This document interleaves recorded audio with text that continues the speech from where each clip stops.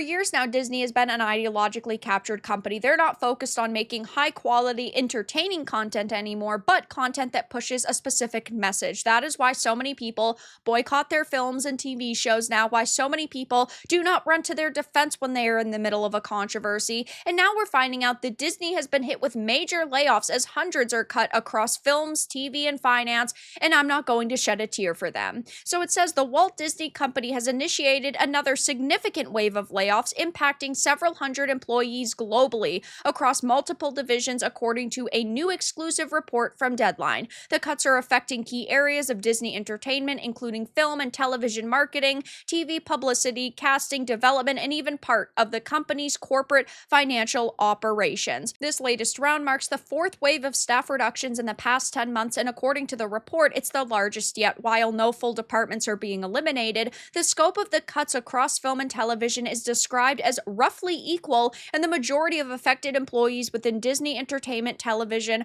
are based in Los Angeles. Now, we're seeing something very similar happen in the video game industry and a lot of industries, but of course, I talk about video games primarily on this channel. There are so many studios that are being either closed or their games are being canceled, and there are a lot of people who are saying that I don't know what's going to happen to me in the next year or two. I don't know where my place in the video game industry is going to be, but the reason why I am not so heartbroken as I would have been maybe just a few years ago is because there are so many activists within the industry now. They are not worried about making high quality content anymore, but they're worried about pushing a specific agenda with the content that you are consuming. And the same thing has been happening with Disney for years now. I like to call it the Bob Iger effect, where you have a CEO or a higher up at a company who genuinely believes that one day the message will pay off. So what do? They barrel forward with all of these plans for woke content. They continue to greenlight the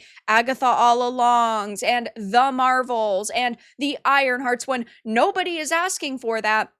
And in that time, they could have been making really good content, but no. They think that one day the modern audience will show up and want to watch this content, so Disney will have the largest library of it, but that's clearly not going to happen. And I think that they're very quickly now realizing that this is the case. Like every year, Disney usually changes their profile picture on social media to be a rainbow for Pride Month. They didn't do that this year. Many companies are not doing that this year. And I think that they're finally recognizing the fact that they can't continue to lose money. Now, the problem with Disney and specifically the Bob Iger effect is that they can have 3 or 4 movies a year that make $1 billion. And so they can just take the loss on 5 or 6 shows and movies that end up being extremely progressive and they don't make money. So they feel like they're still emboldened because they're making money, and it can only last for so long, clearly. I mean, they need to turn a profit more and more every single year, and we know that streaming is dead.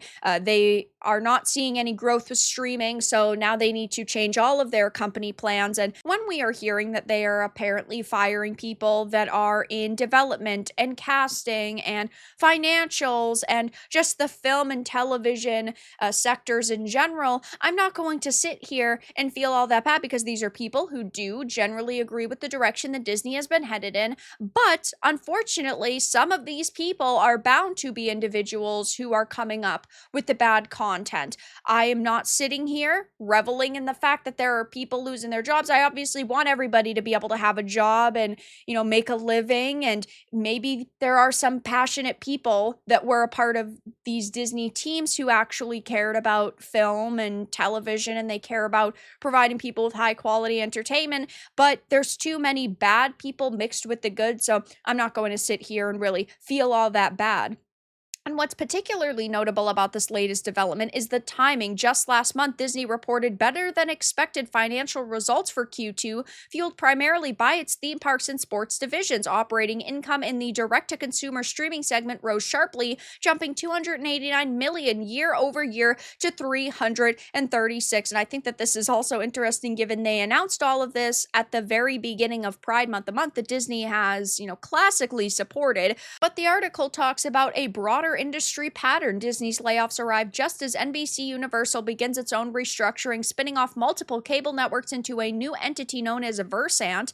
That move has also led to job losses as the broader media landscape continues grappling with the fallout from declining cable viewership, a saturated streaming market, and shifting audience behavior. And with more cuts reportedly looming, questions are swirling about what Disney's long-term entertainment strategy truly looks like. Despite strong performance in theme parks and incremental streaming gains, its core entertainment divisions continue to bear the brunt of restructuring efforts. So of course I will be keeping my eye on this, but whenever I hear that Disney is losing money or Disney is being hit with layoffs and Disney's doing bad, I personally feel good about that because they need a wake-up call, and the only way they're going to actually turn things around and make good content again is if they see major losses, is if they feel like they're finally going under. So who knows what's going to happen? Only time will tell, but for now, that's all that I really had to discuss in this video. Let everyone know your thoughts in the comments below. If you enjoyed this, give it a like, and if you didn't, give it a dislike. I appreciate your support either way, but I'll talk to you all again in the next video really soon.